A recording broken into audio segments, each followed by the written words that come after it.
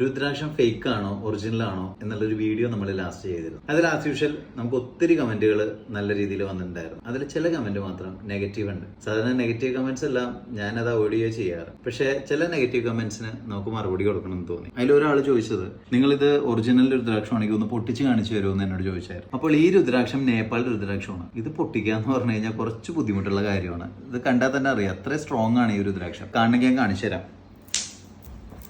ഇത് കണ്ടോ, ഇത് ബൗൺസ് ചെയ്ത് നല്ല നമ്മുടെ പൊക്കത്തിൽ ഈ സാധനം ബൗൺസ് ചെയ്ത് വരും. ഇതാണ് രുദ്രാക്ഷം ഒറിജിനൽ ആണോ എന്ന് തെളിയിക്കാനുള്ള വേറൊരു മാർഗ്ഗമുണ്ട്. ഞാൻ ജസ്റ്റ് ഇതിപ്പോ കാണിച്ചു എന്നേ ഉള്ളൂ. ഇത് ഭൂട്ടാൻ രുദ്രാക്ഷമാണ്. ഇതാണ് ഞാനിപ്പോ പൊട്ടിച്ചേക്കുന്നത്. അപ്പൊ ഇതുപോലെ ആയിരിക്കും രുദ്രാക്ഷം പൊട്ടിച്ചു കഴിയുമ്പോൾ നമ്മുടെ അകം ഉണ്ടാവുക. അപ്പൊ എത്ര മുഖമാണോ അത്രയും കമ്പാർട്ട്മെന്റ്സും അതിന്റെ അകത്ത് ഉണ്ടാവും. ഇപ്പൊ നമ്മുടെ കയ്യിൽ ഒരു മുഖം മുതൽ 21 മുഖം വരെയുള്ള രുദ്രാക്ഷം സ്റ്റോക്ക് ഉണ്ട്. അത് കൂടാണ്ട് നമുക്ക് കുറച്ച് മാലകളുടെ സ്റ്റോക്കും വന്നിട്ടുണ്ട്. ഇതാണ് നമ്മുടെ കയ്യിൽ ഇപ്പൊ ഉള്ളതിലെ ഏറ്റവും വലിയ മാലയായിട്ടുള്ളത്. ഇത് വില്ലുഭക്ത്രമാണ്. ഇത് കൂവളത്തിന്റെ തടിയാണ് ഇതിന്റെ ഇടയിൽ വന്നേക്കുന്നത്. കുറച്ചും കൂടി സ്പിരിച്വൽ പവർ കൂടുതലായിരിക്കും എന്നാണ് ഇത് പറയുന്നത്. ഇത് അതിന്റെ ചെറുതായിട്ട് വരും. ഇത് കുറച്ചും കൂടി ക്ലാരിറ്റി ഉള്ള മുത്താണ്. ഇത് കുറച്ചും കൂടി പ്രായം കൂടിയ മുത്താണ്.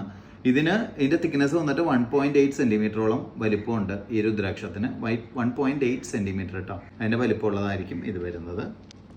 ഇത് വില്ലുപത്രം തന്നെ വച്ചിട്ടുള്ള 1.2 mm വലിപ്പമുള്ള ഇതിന്റെ ചെറിയ രീതിയിലുള്ളതാണ് ഈ വരുന്നത്. ഇത് 1.2 mm വലിപ്പമാണ്. ഇനി അതിനേക്കാളും ചെറുത് 9 സെന്റിമീറ്ററിന്റെ വില്ലുപത്രത്തിന്റെ ഉണ്ട്.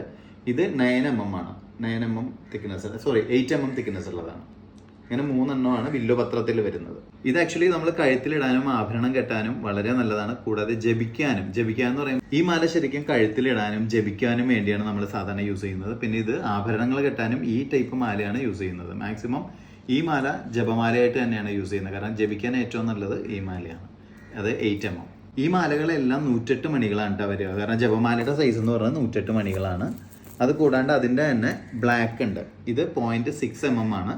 6 mm മാലയാണ്. ഇത് 108 മണികൾ തന്നെയുള്ള ബ്ലാക്ക്, രുദ്രാക്ഷം ബ്ലാക്ക്. പിന്നെ കുറച്ച് കരിങ്കാലി മാലയുടെ എൻക്വയറി ഉണ്ടായിരുന്നു. അതിൽ നമുക്ക് 0.6 mm വന്നിട്ടുണ്ട്, 8 mm വന്നിട്ടുണ്ട്. അപ്പൊ ഇത് രണ്ടും അവൈലബിൾ ആണ്. അപ്പൊ നിങ്ങൾക്ക് ഇതിൽ ഏതെങ്കിലും ആവശ്യമുണ്ടെങ്കിൽ എനിക്ക് താഴെ കാണുന്ന നമ്പറിൽ വാട്സപ്പ് ചെയ്യുക. ഇൻസ്റ്റാഗ്രാമിൽ മെസ്സേജ് ചെയ്യരുത്. കാരണം അതിൽ ചെയ്താൽ എനിക്ക് മെസ്സേജ് റിപ്ലൈ തരാൻ ചിലപ്പോൾ പറ്റിയെന്ന് വരില്ല. അതുകൊണ്ടാണ്. ഓം നമഃ ശിവായ.